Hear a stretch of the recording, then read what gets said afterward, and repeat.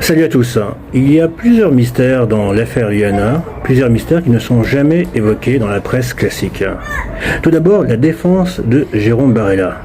Figurez-vous qu'il a deux avocates, alors que cet homme est censé être un simple agent d'entretien contractuel inscrit dans l'agence intérimaire de la ville d'Auch. S'il a peu de moyens, en général, on peut lui fournir un avocat avec ce qu'on appelle l'aide juridictionnelle. Mais là, apparemment, Barella avait les moyens d'avoir deux avocates. Deuxièmement, ces avocates ont une particularité étrange. Elles ne veulent pas communiquer avec la presse. Elles refusent les interviews. Elles refusent même de paraître en public devant les caméras. C'est très étrange, parce qu'en général, tous les avocats adorent, entre guillemets, buzzer sur ce genre d'affaires afin justement de faire monter leur clientèle, afin de faire connaître leur cabinet. Et là, on a deux avocates qui font littéralement profil bas. Troisièmement, l'avocate principale de Jérôme Barella est une star du barreau local. Elle se nomme Sandra Vasquez.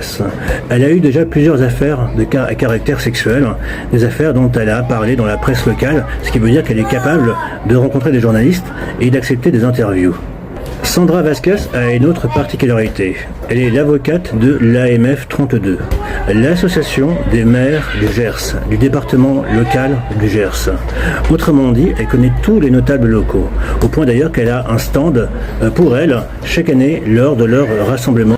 En clair, l'avocate des notables du Gers est précisément l'avocate de Jérôme Barella, censé être encore une fois un homme avec des moyens modestes, un simple agent d'entretien contractuel. La question se pose, est-ce que Jérôme Barella a contacté lui-même ces deux avocates, dont Sandra Vasquez, ou bien est-ce qu'on lui a fourni? Et dans ce cas-là, qui? En clair, quels sont ses protecteurs? Quels sont ceux qui sont venus en aide, en appui pour sa défense? Et pourquoi?